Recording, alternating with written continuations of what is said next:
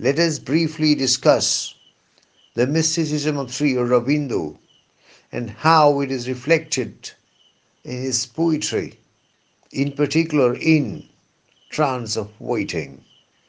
I have already said that Sri Aurobindo was one of the greatest mystics the world has ever seen, and that he invites comparison with such mystics as St. John the Cross and Rumi.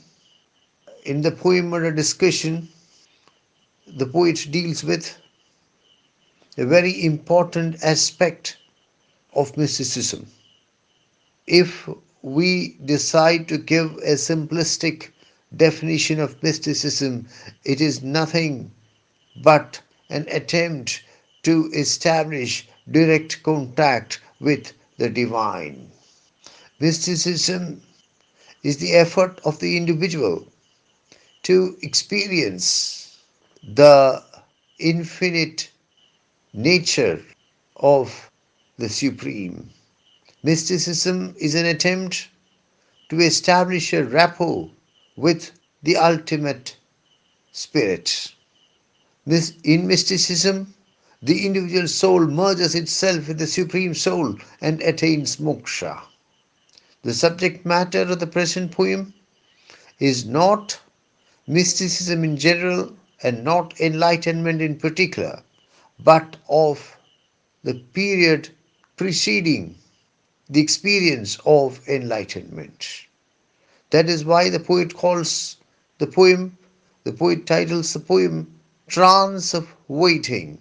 How the speaker falls into a trance as he is waiting for the supreme spiritual experience to happen to him. Let us examine the stylistic component of the poem. As I have already pointed out, the poem has a very appropriate title, Trance of Waiting.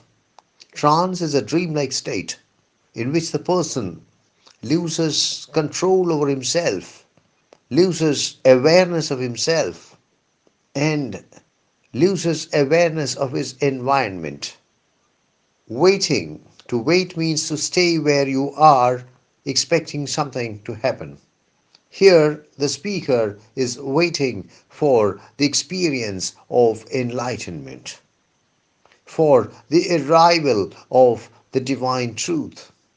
And the speaker is in a dreamlike state, in a trance.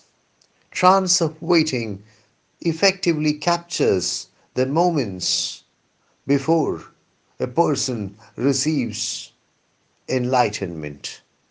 A person merges his individual soul with the supreme soul.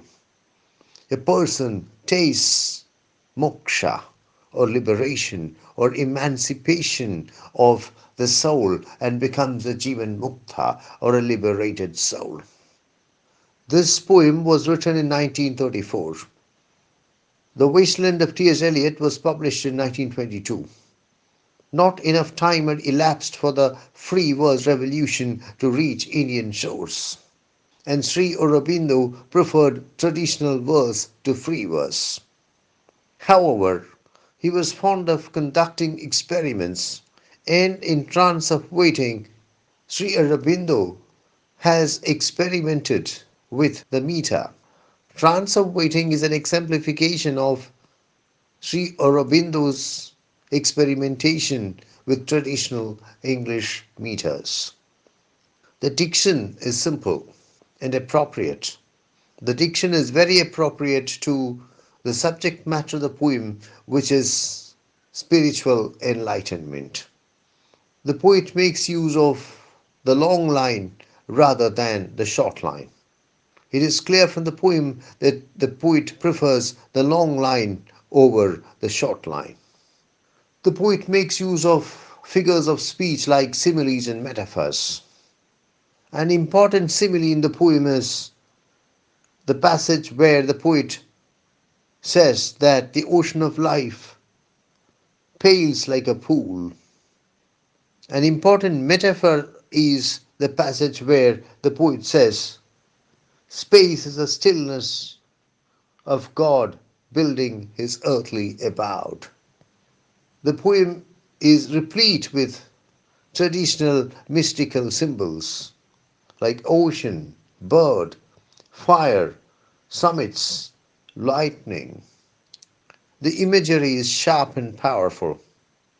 Particularly memorable is the image of the pool being stirred by the wings of a shadowy bird.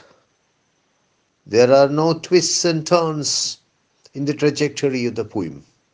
Instead, the trajectory of the poem steadily moves forward from the opening line to its closure. The poem makes effective use of alliteration, as in pales like a pool and sweeps from infinity's sea.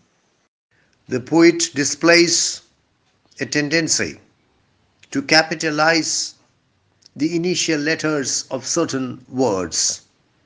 Words whose initial letters have been capitalized include fire, secrecy, presence, eternity, word, and eternal. This capitalization serves a twofold purpose.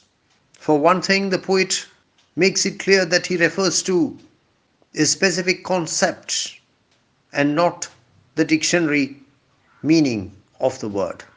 For another, he highlights the importance of the word, makes it clear that the word signifies something extremely important in the context of the poem.